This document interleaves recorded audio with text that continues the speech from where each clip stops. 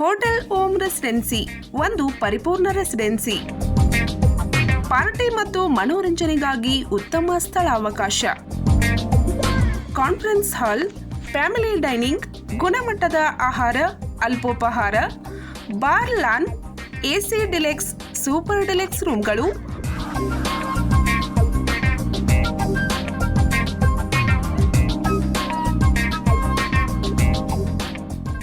Open garden ಸೌಲಭ್ಯ.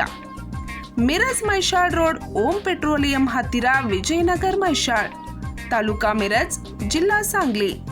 ಸಂಪರ್ಕ 9049014171 ಮತ್ತು 9975438171.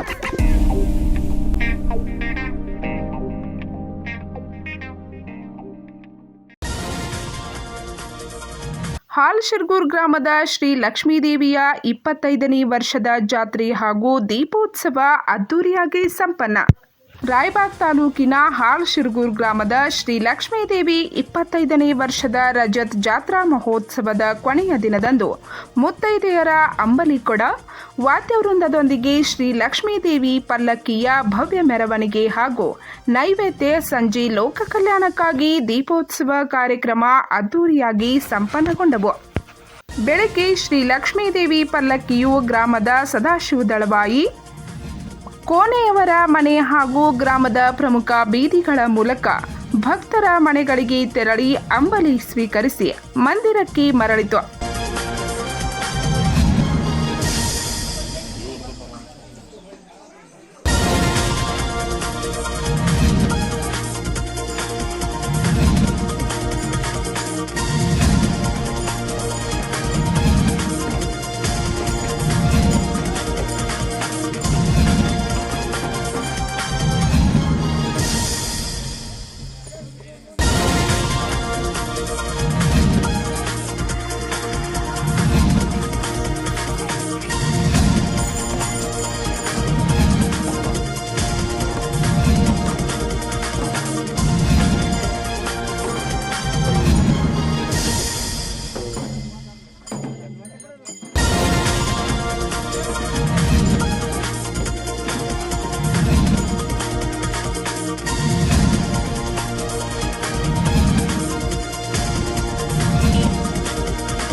ಮೆರವಣಿಗೆಯಲ್ಲಿ ಯುವಕರು ಡಿಜೆ ಹಾಡಿಗೆ ಪರಸ್ಪರ ಭಂಡಾರ ಎರಚುವ ಮೂಲಕ ಸಂಭ್ರಮಿಸಿದರು.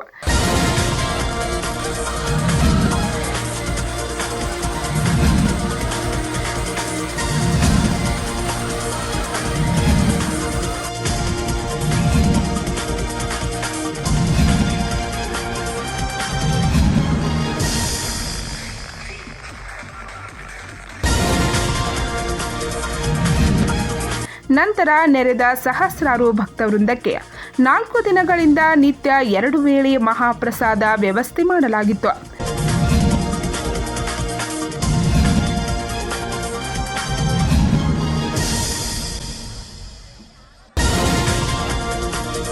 ಸಂಜೆ ದೀಪೋತ್ಸವ ವೇದಿಕೆ ಕಾರ್ಯಕ್ರಮಕ್ಕೆ ಡಾಕ್ಟರ್ ಅಭಿನವ ಬ್ರಹ್ಮಾನಂದ ಸ್ವಾಮೀಜಿ ದೀಪ ಪ್ರಜ್ವಲಿಸುವ ಮೂಲಕ ಚಾಲನೆ ನೀಡಿದರು.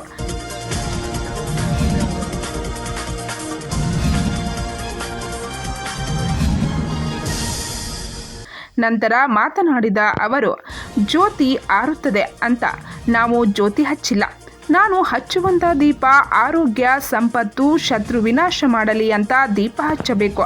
ಹೊರಗಿನ ದೀಪ ಸಾಂಕೇತಿಕ ಆದರೆ ಅದರ ಜೊತೆಗೆ ಜ್ಞಾನದ ದೀಪವನ್ನು ಬೆಳಗಿಸಬೇಕು. ಇವತ್ತಿನ ಮಕ್ಕಳು ಒತ್ತಡದ ಜೀವನದಲ್ಲಿ ಬದುಕುತ್ತಿದ್ದಾರೆ.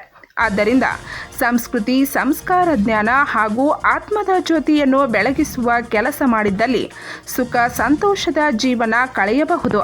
ಅಜ್ಞಾನವನ್ನು ಹೊರಹಾಕಿ ಜ್ಞಾನದ ಅರಿವಿನ ದೀಪವನ್ನು ಬೆಳಗಿಸುವ ಮೂಲಕ ಬದುಕನ್ನು ಸುಂದರವಾಗಿ ಹಂಚಿಕೊಳ್ಳೋಣ ಎಂದರು. ಬಂಧುಗಳೇ, ಇವತ್ತು ಹಾಲಸಿರುಗುರದ ಒಂದು ಮಹಾಲಕ್ಷ್ಮಿ ತಾಯಿಯ ಈ ಪುಣ್ಯಕ್ಷೇತ್ರದೊಳಗ ಜ್ಯೋತಿ ಬೆಳಗುತ್ತಿದೆ. ವಿಮಲ ಪರಂ ಜ್ಯೋತಿ ಅಂತಂದ್ರೆ ಆತ್ಮ ತತ್ವದ ಇರುವಿಕೆಯನ್ನು ನಾವು ತಿಳಿದುಕೊಂಡು ಅರಿವಿನ ದೀಪವನ್ನ, ಅರಿವಿನ ಜ್ಯೋತಿಯನ್ನ ಬೆಳಗಿಸುವುದರ ಮೂಲಕವಾಗಿ ನಮ್ಮ ಬದುಕನ್ನ ನಾವು ಸುಂದರ ಮಾಡಬೇಕಾಗ್ಯದ. ಯಾಕೆ ಅಂತಂದ್ರೆ ಎಲ್ಲೆಲ್ಲೂ ಅಂಬಿತ್ತು ಮನುಷ್ಯ ಅಂಧಕಾರದೊಳಗ ಭಯ ಭೀತನಾಗುತ್ತಾನೆ. ಅಷ್ಟೇ ಅಲ್ಲ, ದುಃಖವನ್ನ ಅನುಭವಿಸ್ತಾನೆ, ಸಂಕಟವನ್ನ ಅನುಭವಿಸ್ತಾನೆ. ಈ ಯಾವುದೇ ದುಃಖಗಳು ಬೇಡ, ಸಂಕಟಗಳು ಬೇಡ, ನೋವುಗಳು ಬೇಡ ಅಂತಂದ್ರೆ ಅಜ್ಞಾನದಿಂದ ನಾವು ಹೊರಗೆ ಬರಬೇಕು. ನಮ್ಮ ಒಳಗಡೆಗೆ ಸುಜ್ಞಾನದ ಜ್ಯೋತಿಯನ್ನ ನಾವು ಯಾವಾಗ ಬೆಳಗಿಸಿಕೊಳ್ಳುತ್ತೇವೋ ಅವಾಗ ನಮ್ಮ ಬದುಕು ಆನಂದದ ಸಾಮ್ರಾಜ್ಯದೊಳಗ ಇರುತ್ತದೆ. ಯಾವುದೇ ದುಃಖಗಳು ಇರೋದಿಲ್ಲ. ಜ್ಞಾನ ಅನ್ನುವಂತಹ ದೀಪವನ್ನ ನಾವೆಲ್ಲರೂ ಕೂಡ ಬೆಳಗಿಸಿಕೊಳ್ಳಬೇಕು. 25 ಸಂವತ್ಸರಗಳನ್ನ ಈಗಾಗಲೇ ಕಳೆದಿದ್ದೇವೆ, ಹೌದಲ್ಲೋ? ಇವತ್ತು ಎಲ್ಲ ಉಂಟು ಮಾಡಲಿ, ಕಲ್ಯಾಣವನ್ನ ಉಂಟು ಮಾಡಲಿ, ಆರೋಗ್ಯವನ್ನ ಉಂಟು ಮಾಡಲಿ, ನಮಗೆ ಎಲ್ಲರಿಗೂ ಕೂಡ ಆರೋಗ್ಯವನ್ನ ಕರುಣಿಸಲಿ, ದಯಪಾಲಿಸಲಿ. ಆರೋಗ್ಯಂ ಧನ ಸಂಪದಂ. ನಾನು ಹಚ್ಚುವಂತಹ ಜ್ಯೋತಿ ನನಗೆ ಧನವನ್ನ, ಸಂಪತ್ತನ್ನ ನನಗೆ ದಯಪಾಲಿಸಲಿ.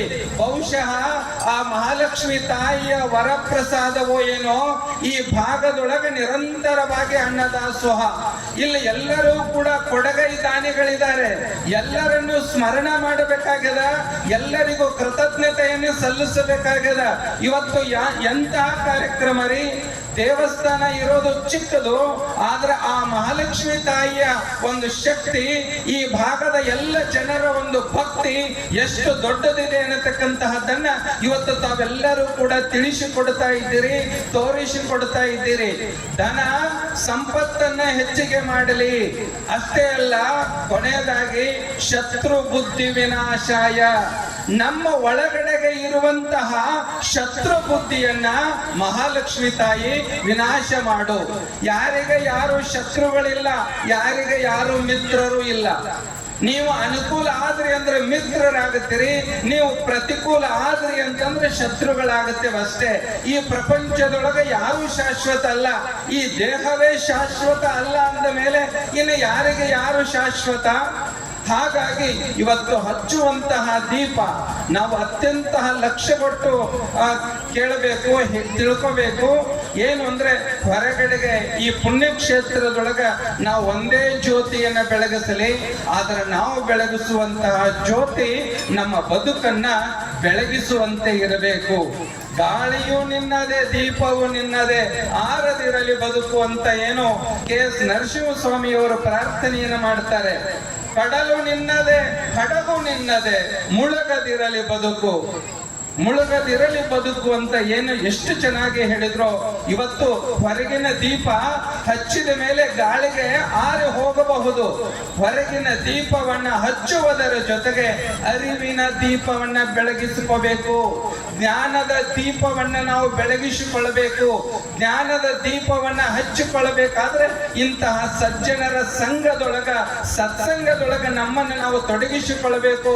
ಇವತ್ತಿನ ಮಕ್ಕಳಿಗೆ, ಯುವಕರಿಗೆ, ಹಿರಿಯರಾದಂತವರು ಇಂತಹ ಸಂಸ್ಕೃತಿಯ ದೀಪವನ್ನ ಬೆಳಗಿಸಬೇಕು. ಬರೀ ನಿಮ್ಮ ಮಕ್ಕಳನ್ನ ಶಾಲೆಗೋ ಕಾಲೇಜಿಗೋ ಕಳಿಸಿದ್ರೆ ಸಾಲುವುದಿಲ್ಲ. ಇವತ್ತಿನ ಮಕ್ಕಳು ಮಾನಸಿಕವಾಗಿ ಒತ್ತಡದಲ್ಲಿ ಜೀವಿಸ್ತಾ ಇದ್ದಾರೆ. ಮಕ್ಕಳ ಒತ್ತಡ ಏನು ಅನ್ನೋದು ಯಾವ ತಂದೆ ತಾಯಿಗಳಿಗೂ ಗೊತ್ತಾಗ್ತಾ ಇಲ್ಲ. ವಿಪರ್ಯಾಸ ಅಂತಂದ್ರೆ ತಮ್ಮ ಮಕ್ಕಳ ಸಮಸ್ಯೆಗಳು ಏನು ಅನ್ನೋದು ತಮ್ಮ ತಂದೆ ತಾಯಿಗಳಿಗೇನೆ ಗೊತ್ತಾಗ್ತಾ ಇಲ್ಲ. ಇನ್ನು ಕಾಲೇಜದೊಳಗ ಅಥವಾ ಸ್ಕೂಲದೊಳಗಿರುವಂತಹ ಮೇಷ್ಟ್ರುಗಳಿಗೆ ಹೇಗೆ ಗೊತ್ತಾಗುತ್ತೆ?